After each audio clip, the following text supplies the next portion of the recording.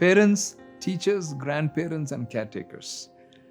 The children are all very excited of going back to school and, still with certain restrictions and all of that. They're at least saying, I'm able to go and see my friends.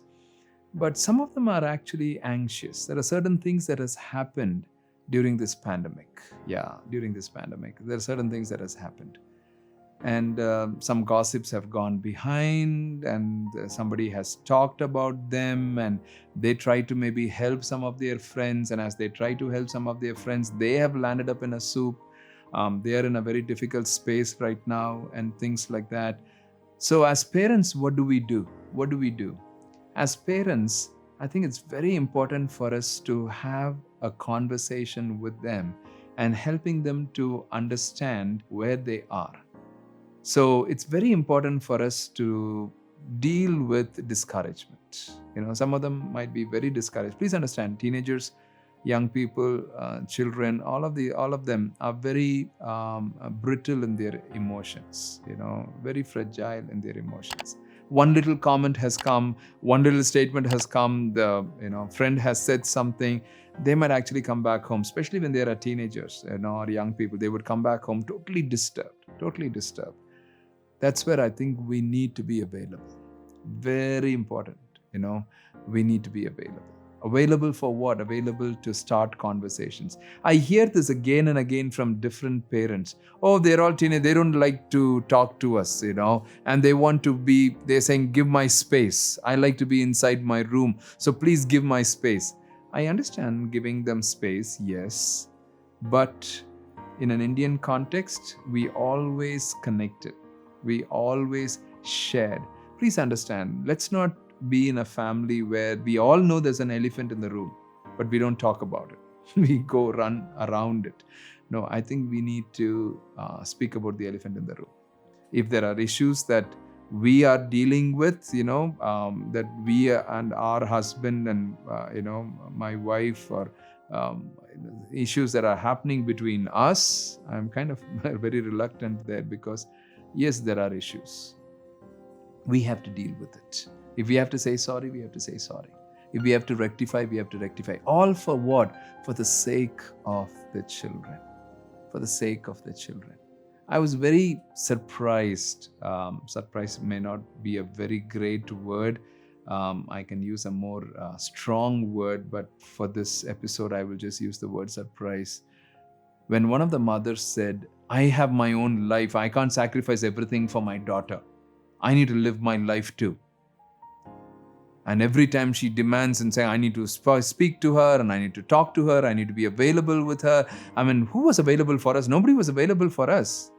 And I need to live my life now. I was just very sad. No, as parents, we are called to give.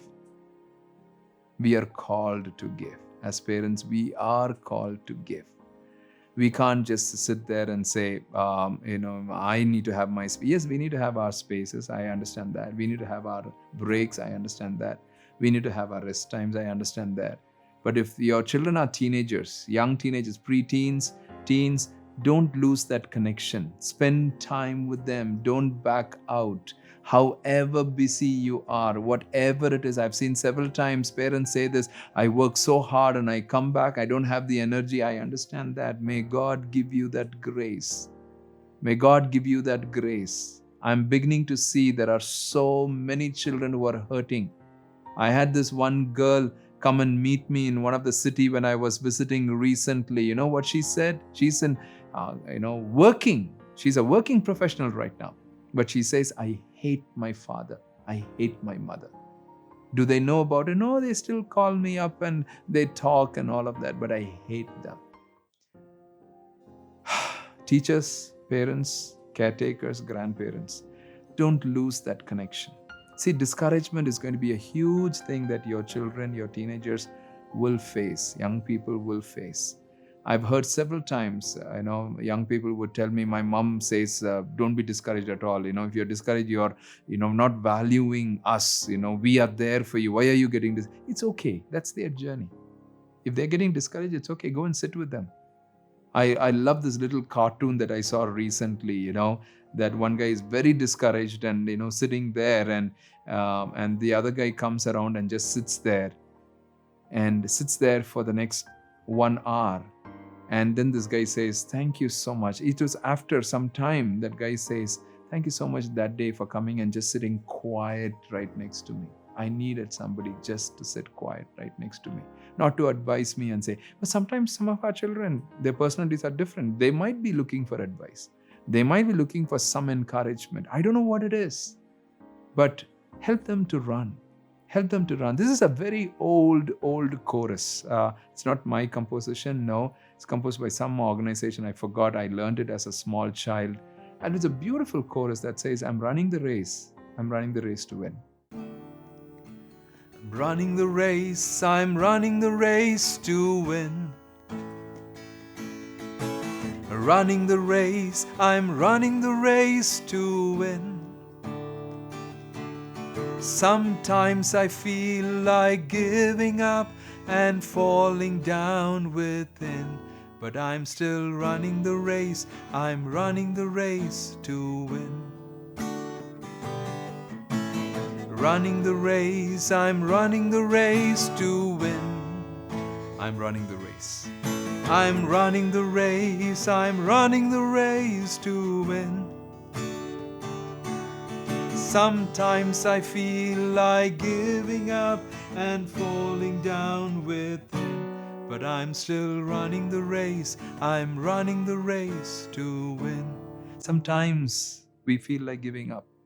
If our children are discouraged, I did this, for them. If they're discouraged, it's okay for them to be discouraged. But when they wake up the next morning, let them wake up with hope.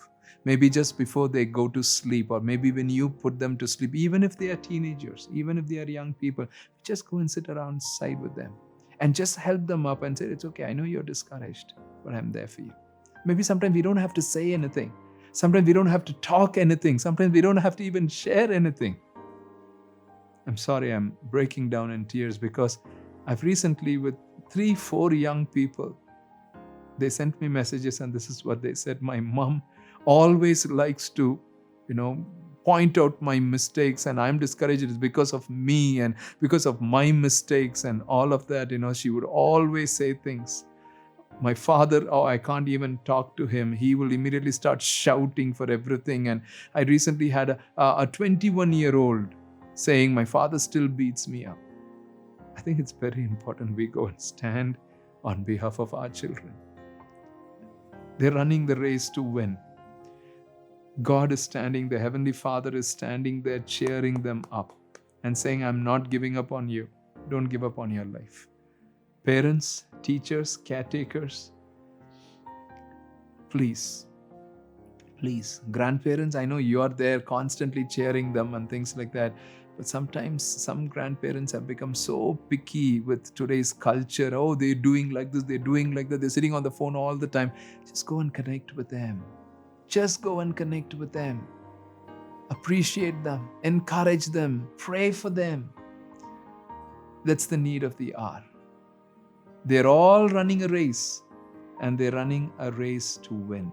And God is wanting them to win. Not on the sight of the world, not winning according to the standards of the world, no. Not winning according to the standards of their friends, not winning according to the standards of their college and schools, no.